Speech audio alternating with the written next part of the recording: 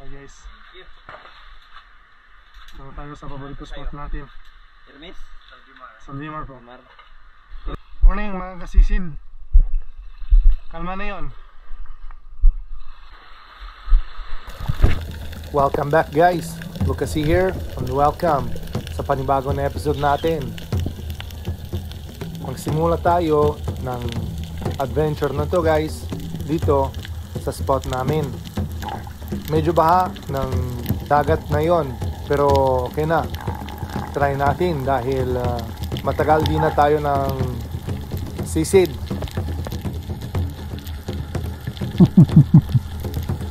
Unang drop natin dito sa spot ng marami ng pelagic makita sa hapon. At kung papansin nyo, ang dami talaga ng papakul or triggerfish. At meron din yung bagong batch. Ito na guys ay yung indicator na may lumapit. Yun, ng unang sablay sa araw nito. Okay na. At pangalawa ng drop natin dito pa rin sa spot ay medyo may lalim, nasa 15 to 18 meters. Wala akong relo pero okay na. At meron nakita ng dogtutuna. Malaki talaga nito. At tirahin natin, baka tirahin na niba. Okay na guys, nasa 400 grams. I think record na sa spot. Masarap nito pang kilaw.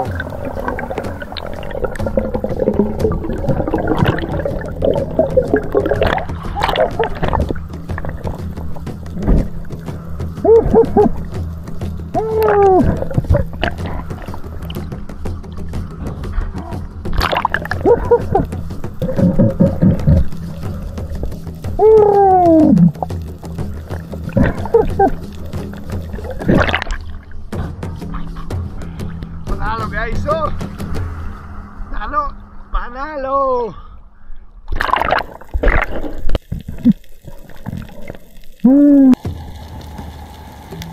Secure na yung mamaw natin at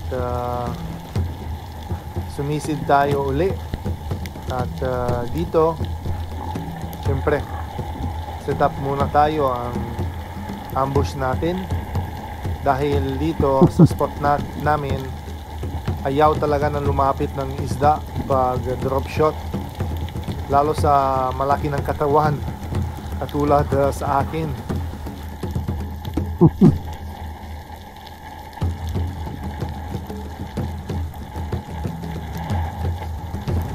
Dahil wala masyado makita, yun na tayo nahuli. Okay na, good size pa rin ng isang unicorn fish or tawagin dito ay buluhan. Ito ay sleek unicorn. Let's go. At paghila ko sa taas, may surprise na, double kill. Kawawa naman yung pakul, ang dami sila kasi. Collateral damage! Double kill!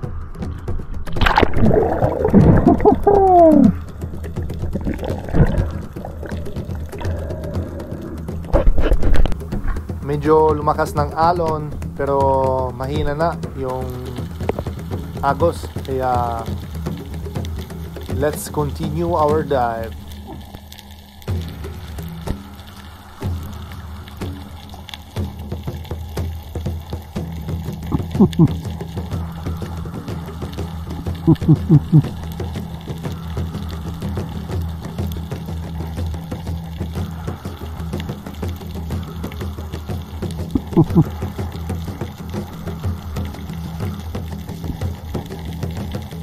Meron tayo papansin ang Oriental Sweet Lips pero maliit pa ito, kaya malaki pa sana.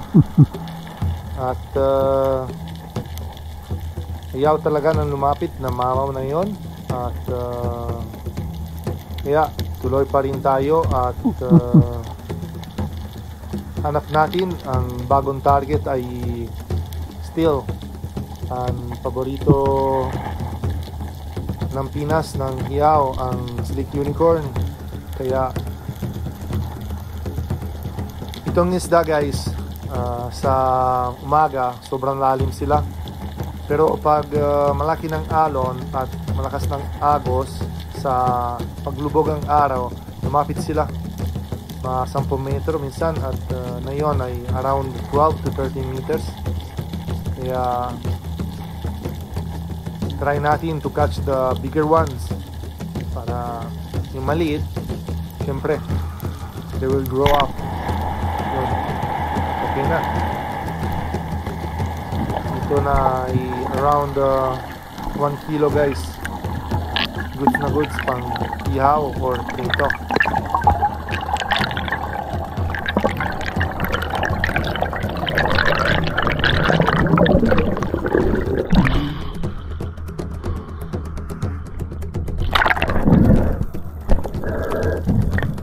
At panghila costas, meron pa tayo ng collateral damage. Sayang naman, ang kulit kasi ng papakol na to. Grabe, stone shot pa rin, oh. Stone shot sa mata. Kawawa talaga. Double kill na naman. Nakain ng pating or mga tugtog.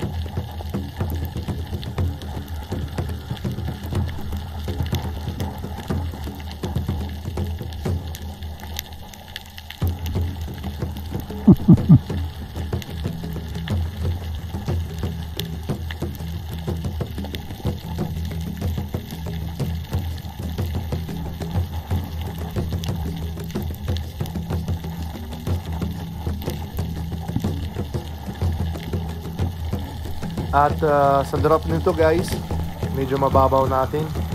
Dito ay 10 metro around. Dahil sa may lalim, malabo at madilim. Dahil lubog talaga ng araw dito. At medyo talaga ng mailapit ng grupo ng Slick. Doon na sila. Nalilito ako dito sa saan ako ng tirahin dahil marami talaga na nakita.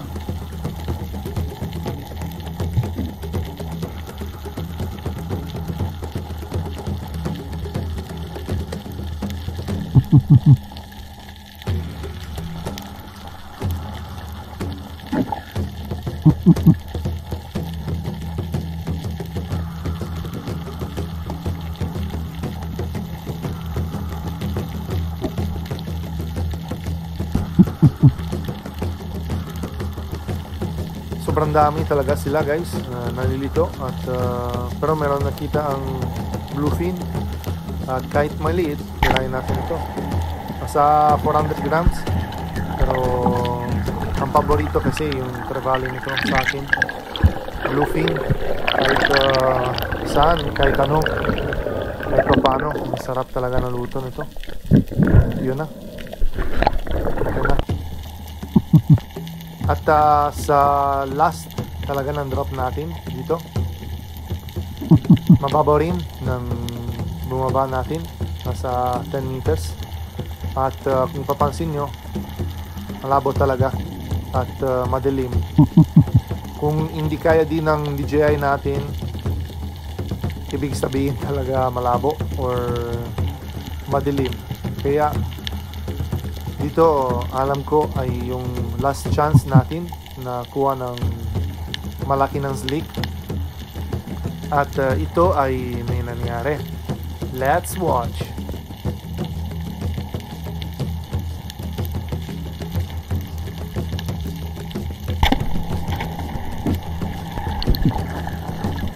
Sa pool na nga at malaki ng sleeping ko. Pinili ko yung pinakamalaki guys dahil itong isda guys may mahilap minsan pero sa paglubog ng araw sobrang amo at papansin ko kung pinili ko yung maliit medyo mapayat minsan pero ito guys nasa 1.8 kilos. Ang sarap, ang taba talaga ng isda nito guys. Kaya okay na, may ulam na. Let's go back. Magandang sunset. Alright, isang orang kalahati guys. Sulit na.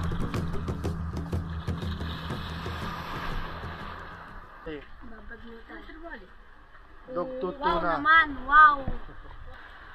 Yung sardine tapos yung Mountain Dew. Mountain Dew. Favorite Filipino.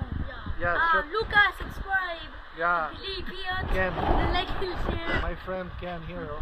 Here. Yeah, my friend. Okay. Thank you for watching. Subscribe and like and share. Thank you, Lucas. Ihaw ng buluhan.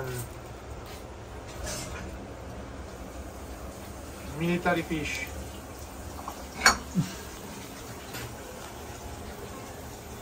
Anong tawag sa inyo guys na green fish?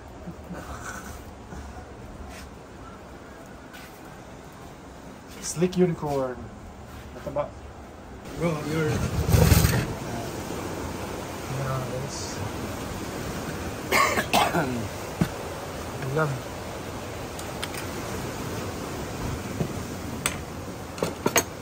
Sure an.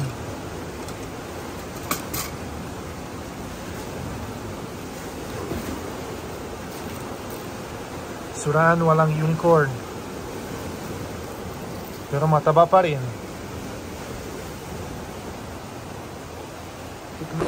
Oh, let's eat more. Oh yeah. Ayan na guys. Ano yan? Ulam. Oh.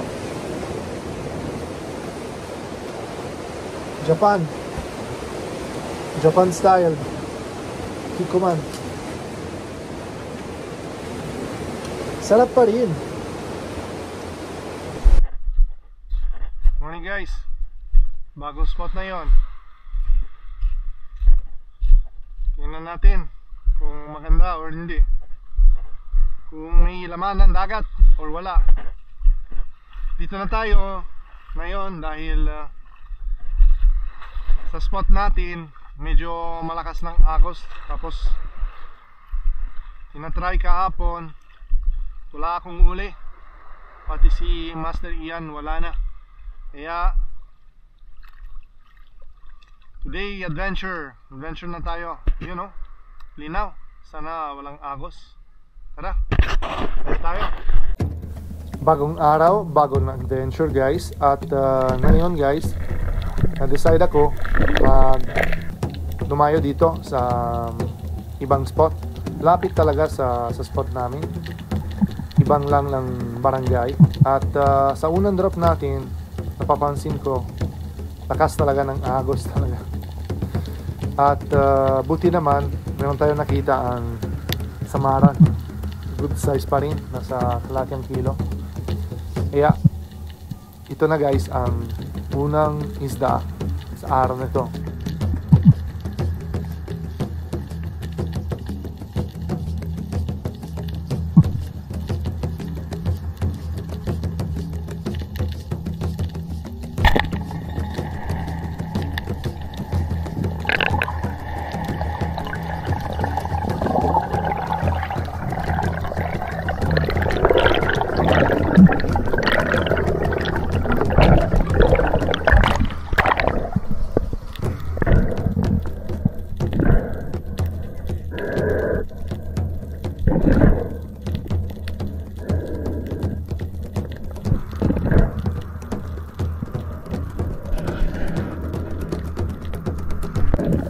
At secure na ang samaral natin. Kahit inhanap ko mabuti sa mga batuan, medyo mahirapan tayo dahil malakas ng agos na yon. At wala akong masyado makita malalaki ng isda. Itong spot dapat may malaguno dahil may buhangin na, pero wala talaga makita at mahirap na ng ma-breath-hold sa may lalim.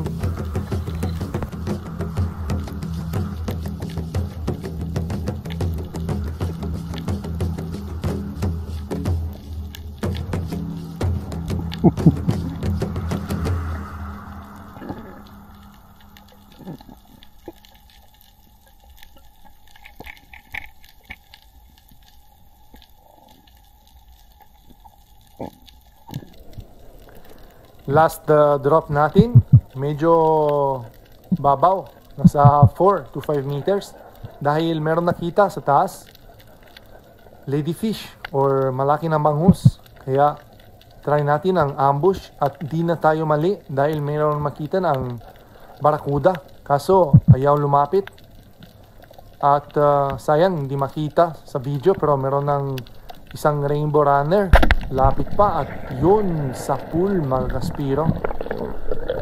Laki nito. Ito yung pinakamalaki ng rainbow runner. Nahuli na ko. Nasa 1.5 kilo on scale. Goods. Gitna ng panain natin. Kasarap nito sa sabaw.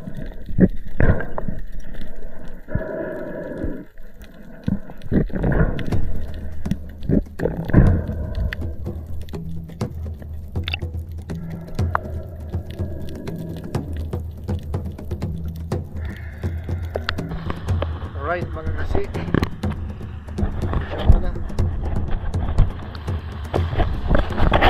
mababaw ng spot. Meron tayo ng isang good size na salmon or rainbow runner. Maybe it's 1.5 kilo. Good. Good mga kaspiro, ulam natin ngayong gabi ay salmon. So, lagyan natin. At meron tayo ng alumahan pa rin. So, yan o. Sinigang natin ng isda nito. Tingnan natin anong lasa. Ang lasa putik. Taba ng ulo. Yun.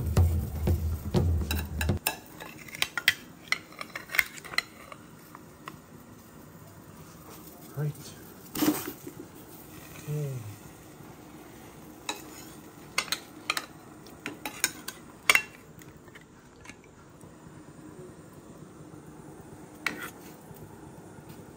Okay na. Takip. Then later we're gonna put some calamansi. At syempre, sinigang mix. You know, sigang ng fake tanige. Anong tawag sa inyo ng rainbow runner? Salmon ba? Sarap. Try tayo guys. Kinilaw, sabaw, rice. Let's go. Kain. At shoutout muna tayo sa mga idols natin. Yung mga solid supporters at syempre palagi nang panood ang video natin at yun na po, simula tayo sa solid Danilo Adalim. Shoutout po sa anak niya si Shods Prince Adalim, salamat.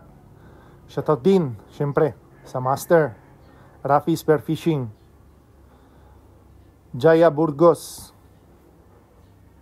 Shoutout kay Huzier Daddy, Joven Boracay, Karinon Kayadong Family, ng Nike Cavite. Shoutout kay Solid Rosalyn Ocampo. John Jungay, Father and Son Fishing TV, Caparos Family, Mark Macbukid, Lydia from De La Cruz family from Nike Cavite, Joshua TV, Jer Minosa, Noyax Auto Parts Trading Davao City Team, Hikulba Davao, shoutout po. Maraming salamat po at thank you for watching. Ciao!